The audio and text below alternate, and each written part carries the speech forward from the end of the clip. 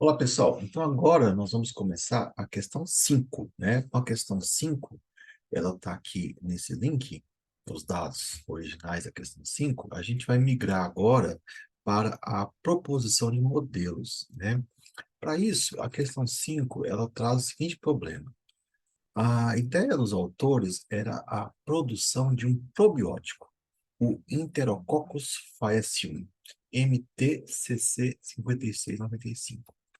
Então, o objetivo era produzir esse probiótico com um alto poder antioxidante para prevenir o crescimento de patógenos. As variáveis que os autores testaram foram duas. Ó. O tempo de incubação, em horas, variando de 9,51 horas, que é a nível menos RAD2, até 26,48 horas, que é o nível mais RAD2. E a variável 2 é a concentração de inóculo em porcentagem volume-volume, que variou desde 2,17 até 7,33. Então vejam que aqui nós temos um planejamento fatorial do tipo composto central, né? Com as regiões axiais em menos e mais raiz de 2.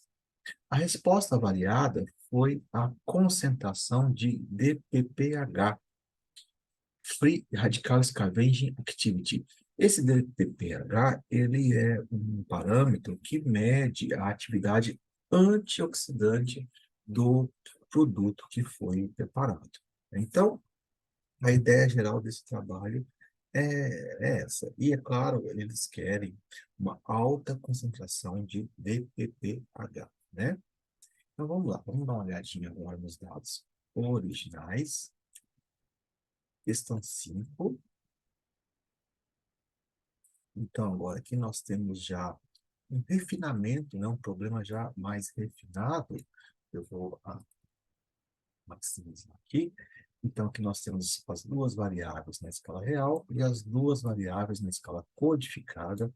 Vejam o seguinte, ó, que nós temos aqui agora um planejamento fatorial do tipo composto central, né, onde as duas variáveis testadas, elas vão de menos raiz de 2 até mais raiz de 2. Então, essa é a ideia, né? Deixa eu colocar na escala. Vou fazer o seguinte, eu vou copiar, vou colocar aqui embaixo, como figura, e eu vou pegar o mesmo aqui, ó, para vocês terem uma ideia, o domínio experimental foi testado, né? Então, a variável número um, que é opa, variável número 1, que é o tempo, ela foi testada de 9 horas até 26 horas, e a variável número 2, que é a concentração de inóculo, foi testada por volta de 2 até 8%. Então, isso na escala real, isso aqui na escala codificada. A gente codifica, né, justamente para fazer com que as duas variáveis tenham a mesma importância, né? Porque se eu trabalhar na escala real, parece que esqueci de novo, né? Que parece que o tempo é mais importante do que o inóculo, né? Porque o tempo tem um valor maior, né? Uma unidade maior aqui nesse caso. Então, vamos lá. E os autores têm essa resposta, que é o DPPH, e eles fizeram 4 réplicas no ponto central. Então, como o nome já diz, o ponto central é aquele que está no centro, né? Veja que o menos um e mais um para o tempo é 12 e 24. O ponto central, né? A média é 18. Para a concentração do inóculo, é de 3 e 7. O ponto central é óbvio que vai ser 5, né? Ou meio entre 3 e 7. Então, agora vamos calcular aqui a média dessas réplicas, né? Com ponto central, dá para a gente calcular um parâmetro que se chama soma quadrática do erro puro. Então, vou calcular aqui a média, esses 4 parâmetros, calculei. E agora eu vou calcular a diferença ao quadrado, né? Eu vou pegar cada valor menos a média, Vou fixar essa média e vou elevar ao quadrado, né? Então, tem aí uma medida o quadrado das diferenças. Se eu somo isso aqui, eu vou ter a soma quadrática com erro puro, né? Soma. Então, o erro puro, ele mede justamente o quão variável foram os dados, né? Quanto que eles variaram entre a média e cada uma das regras testadas, né? O grau de liberdade disso aqui é 3, né? Eu tenho 4 réplicas, né? O N é igual a 4. Eu tenho 4 réplicas, grau de liberdade é 4 menos 1, 3, né? Então, agora eu preciso calcular os coeficientes, né? Que coeficientes são esses? Eu vou calcular o B0, o B1, o B2. Agora, estou refinando, eu posso calcular coeficientes quadráticos. O B1 ao quadrado, o B2 ao quadrado, interação 1, 2. Então, aqui eu vou ter 1 e 1, 1 ao quadrado. Vou ter isso aqui elevado ao quadrado, o B2 ao quadrado e a interação 1, 2. B1 vezes B2. Pronto. E aqui está a resposta. Agora eu vou passar tudo isso aqui lá para o nosso Octave. Então, vou calcular aqui 6 coeficientes, né? Vou até colocar aqui a numeração deles, ó. Eu vou calcular 6 coeficientes, tá? Então, vou pegar a matriz X, bloco de notas, e vou substituir a vírgula pelo ponto. Então, lá, teste. Salvei. Vou minimizar isso aqui e vou abrir o Octave, né? Vou abrir o Octave. Ele está abrindo, né? Eu sempre gosto de começar com o Octave do zero, né? Então, o Octave está abrindo aqui. Então, vamos lá. Agora, o que eu vou fazer? Eu vou dar um CLC, vou limpar toda a área. Eu vou migrar lá para a pastinha onde está os dados do caderno 3. Um load, ó. Load, teste. Pronto, carreguei o teste. Agora, eu vou separar o X. X é igual ao teste. Todos os experimentos, colunas de 1 até a 6. Y é igual ao teste. Todos os experimentos, coluna 7, né? A resposta. Ó. Dá um clear no teste. Vou dar um save. Essa aqui é a questão 5, né? É a questão número 5. Agora, eu já tenho o x, já tenho o y, e eu vou usar uma funçãozinha chamada regression to.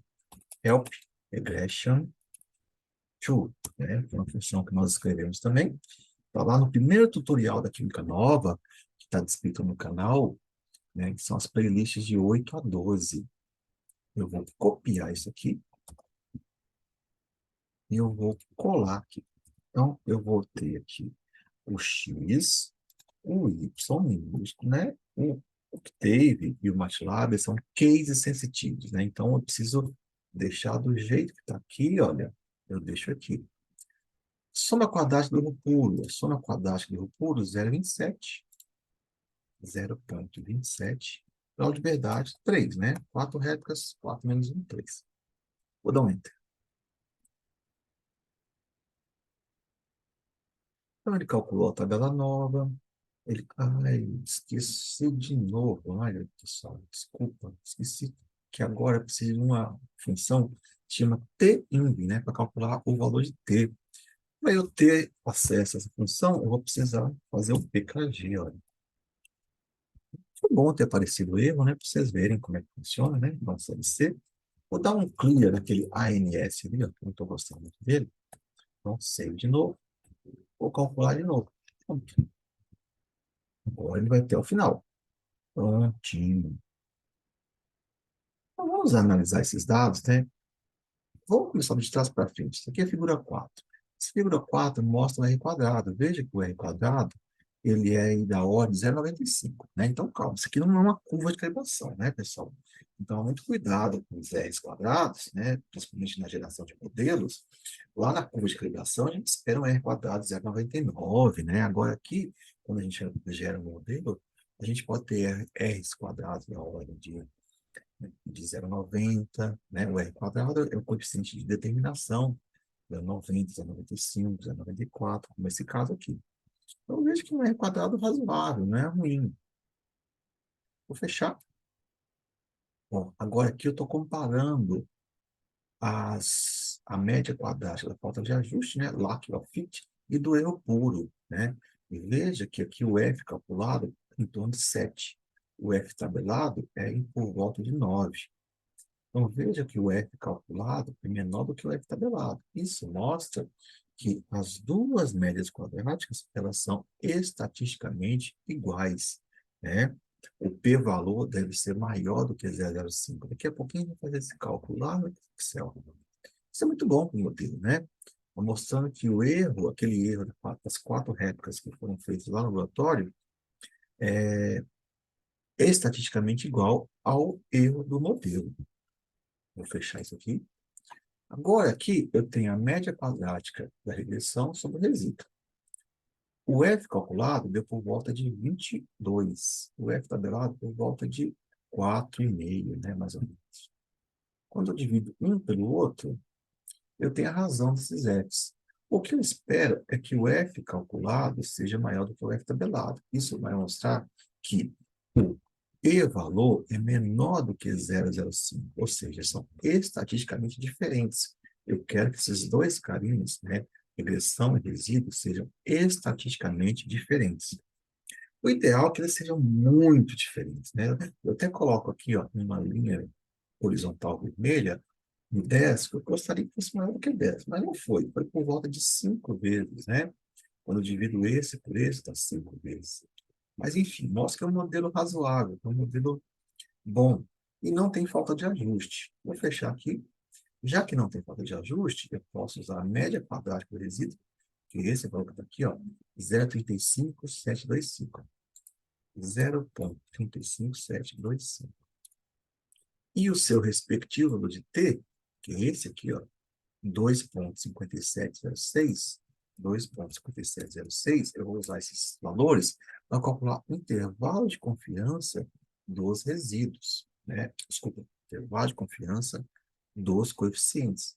Então, olha, aqui estão os dados, ó, B0, B1, B2, B1 ao quadrado, B2 ao quadrado e a interação 2.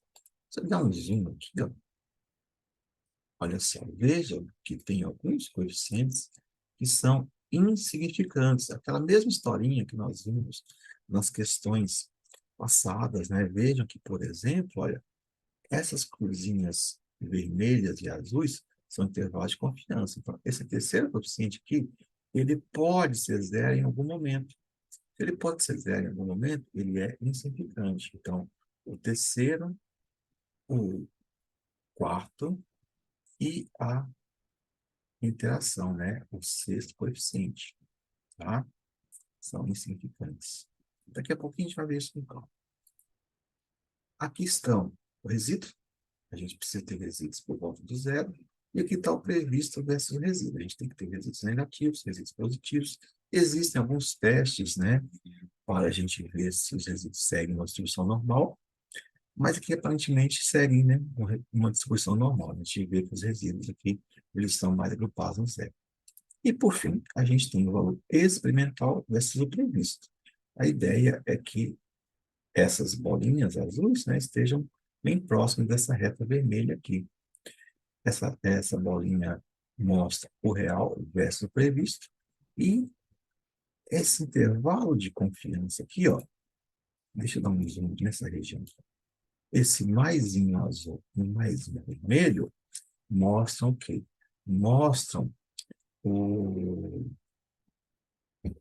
os valores previstos quando eu uso o coeficiente menos o intervalo de confiança, e aqui quando eu uso o coeficiente mais o intervalo de confiança.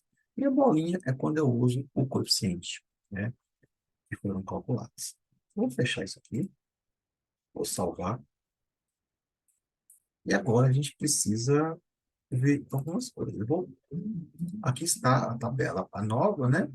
Aqui está a tabela nova. Então, agora aqui tem a tabela nova, né? Do primeiro cálculo. Eu vou copiar essa tabela nova, vou copiar isso aqui, só para a gente poder contemplá-la, né? De maneira adequada. Eu vou substituir agora o ponto por vírgula. Substituindo, vou copiar e vou passar aqui para o nosso Excel, tá? Então, eu vou colocar aqui. Então, ó, questão 5, parte 2. Então, vamos lá. Vamos dar uma olhadinha aqui nessa tabela nova. Aqui eu tenho as somas quadráticas. Aqui eu tenho os graus de liberdade.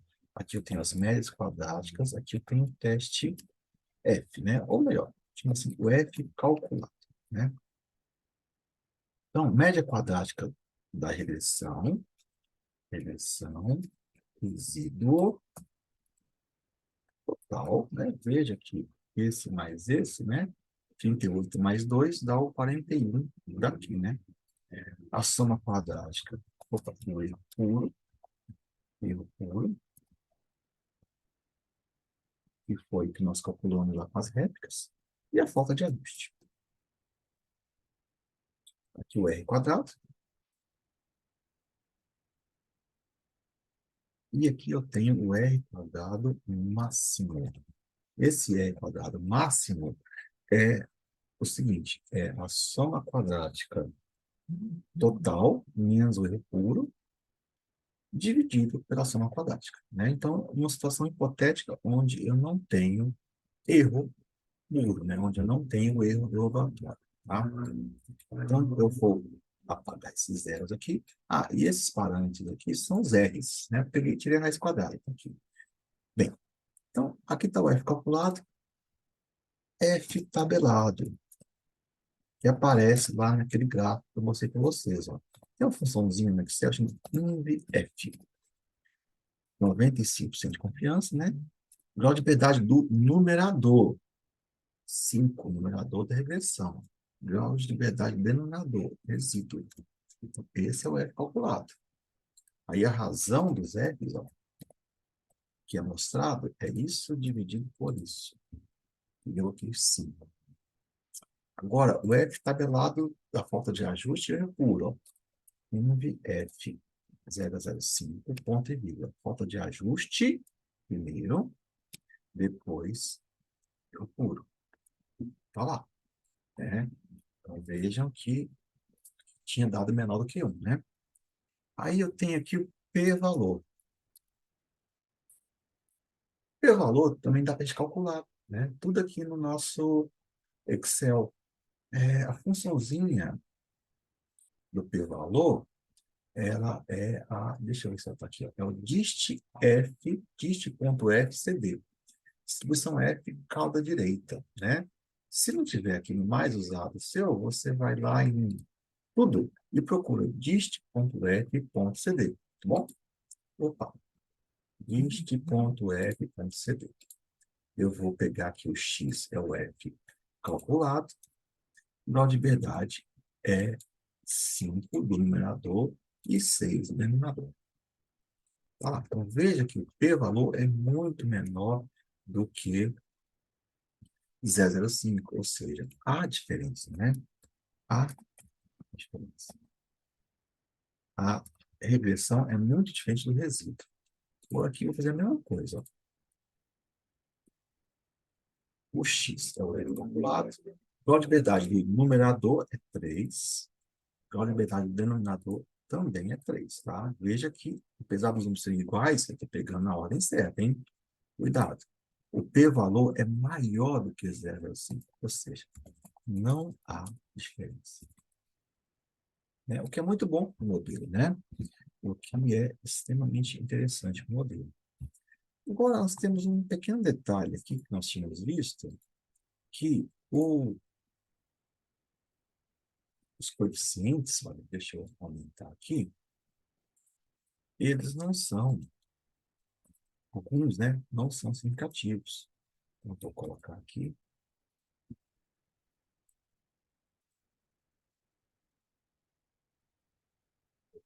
E eu vou agora, eu vou colocar aqui do lado.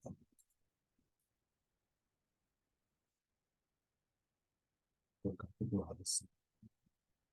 Melhor, eu acho que vou criar uma nova. Acho melhor eu dividir, né? Não ficar misturando as estações aqui, ó. Aqui é 5, parte de 3. Então, aqui eu tenho os coeficientes que foram calculados, ó. Nessa ordem aqui, ó.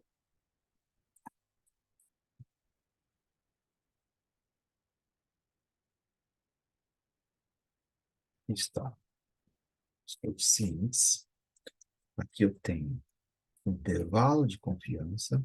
Aqui eu tenho o coeficiente menos o intervalo de confiança. E aqui eu tenho o coeficiente mais o intervalo de confiança. E aqui eu posso chegar na conclusão. Conclusão, se eles são ou não significativos. Tá? Então, deixa eu aumentar aqui. Bom, então, o 95 tem um intervalo de confiança de 0,76, ou seja, 95 mais ou menos 0,76. 95 menos 0,76 é 94. 95 mais 0,76 é 96, ou seja, não tem o zero no meio. Então, ele é significativo. Eu posso fazer aqui, ó, uma função se. Então, olha só, a ideia é a seguinte, ó. Se o valor absoluto do coeficiente for maior do que o seu intervalo de confiança, aqui é verdade. Se é verdade, ele é significativo. Se for falso, ele é não significativo. Então, é significativo, vamos lá. Ó, veja que o B2, ele é não significativo, é 0,3 mais ou menos 0,5. Ele pode incluir o zero. Pode não, ele inclui o zero. Aqui, ó, é menos 0,28 mais ou menos 0,6. Então, ele inclui o zero também. E o último também inclui o zero, né? Então, qual que é a ideia aqui? Eu vou recalcular esse modelo sem esses coeficientes insignificantes. Mas antes, eu preciso ver se tem réplicas, né? Que eu preciso verificar agora se eu tenho alguma réplica aqui, ó. Então, eu vou tirar aqui os coeficientes insignificantes. O B2 e o B1 ao quadrado. Estou tirando esse fora. E a interação 1, 2. Então, vejam que agora eu tenho réplicas, ó. Os experimentos 1 e 2 são réplicas, né? Eu vou até colocar eles aqui coloridos, com a mesma cor. Aqui menos um, mais um, mais um. E o 3 e o 4 também são réplicas. Ó. O que mais? O 7 e o 8 são réplicas. Tudo que está pintadinho aqui, eu tenho alguma réplica. E lá o ponto central já tinha réplica. Então, só os experimentos 5 e 6 que não tem réplica. Então, agora aqui eu vou calcular a média. Ó. Média dessas duas réplicas, eu vou repetir aqui. Ó. Média dessas duas réplicas, média dessas duas réplicas, média dessas duas réplicas. Então, agora eu vou passar para cá e reproduzir. Agora eu vou calcular a diferença quadrada. Diferença quadrada. Eu vou pegar cada valor menos a sua respectiva média e vou elevar ao quadrado. Só onde tem réplicas, né, turma?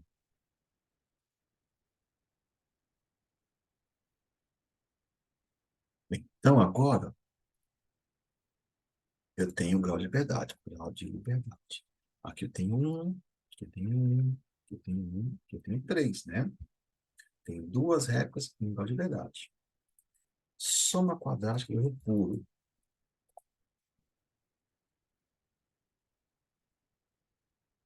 1,06 com 6 graus de liberdade. Tá? Então, vamos recalcular de novo o modelo, só com esses três coeficientes aqui, ó, 1, o 2 e o 5. Então, vamos lá, como é que eu vou fazer isso no Octave? Vou recalcular aqui, ó.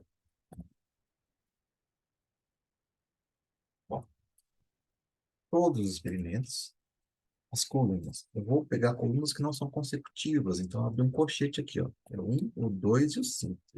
Não é isso? 1, o 2 e o 5. Eu puro 1,06 com 6 graus de liberdade.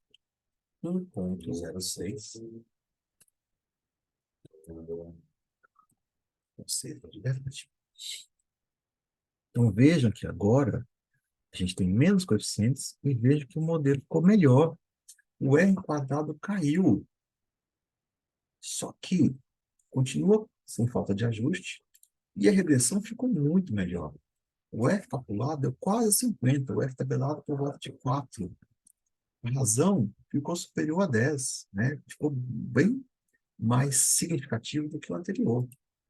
Vou fechar. Ó, então não tem falta de ajuste. O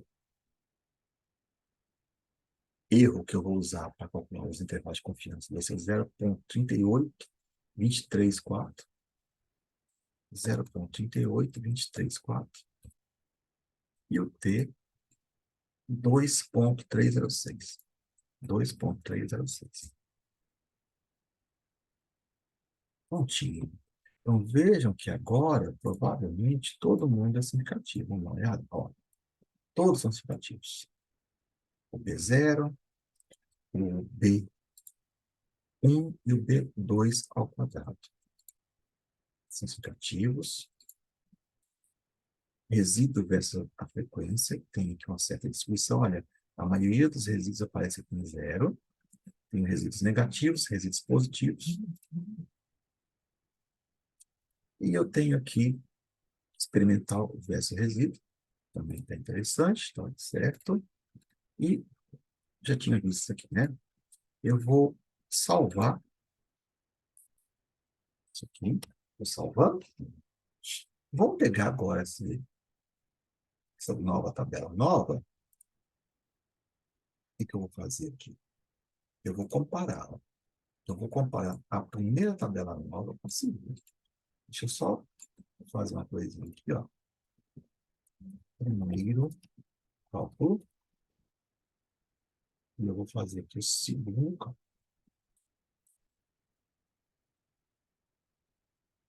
Primeiro, modelo recalculado. Modelo recalculado. Bem, vamos ver esses dados aqui agora. Eu vou copiar.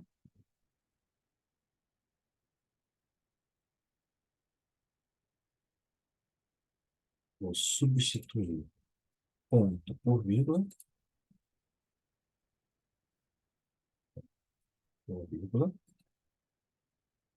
e eu vou copiar isso aqui. Pronto, né? Então, vejam agora que, anteriormente, a razão era 4, quase 5 foi para 11. O F calculado foi de 21, foi para 49. O p-valor de 0,00088 foi para 8,7 vezes 10 menos 5. Aqui, de 6 foi para 4. O tabelado de 9 para 4. A razão foi para 0,9. E aqui ficou ainda menor, ou melhor, desculpa, maior do que 0,05, ou seja, continua não tendo diferença. Tá? Eu vou parar esse vídeo por aqui, porque ele está ficando um pouquinho longo. Depois eu volto para a gente continuar essa historinha aqui, tá?